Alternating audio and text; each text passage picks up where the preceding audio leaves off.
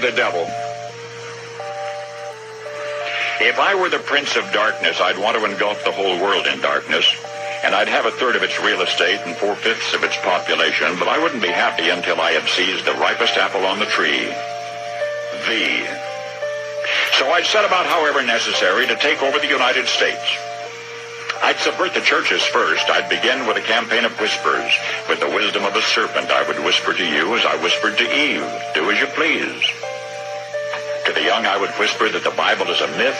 I would convince them that man created God instead of the other way around. I would confide that what's bad is good and what's good is square. And the old I would teach to pray after me, Our Father, which art in Washington. And then I'd get organized. I'd educate authors in how to make lurid literature exciting so that anything else would appear dull and uninteresting. I'd threaten TV with dirtier movies and vice versa. I'd peddle narcotics to whom I could. I'd sell alcohol to ladies and gentlemen of distinction. I'd tranquilize the rest with pills.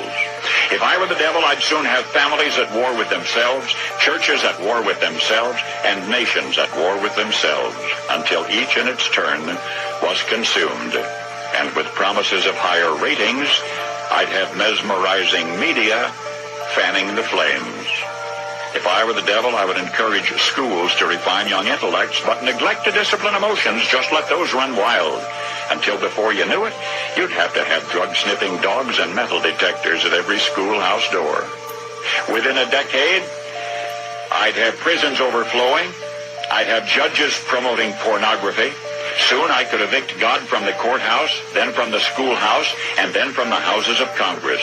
And in his own churches, I would substitute psychology for religion and deify science. I would lure priests and pastors into misusing boys and girls and church money.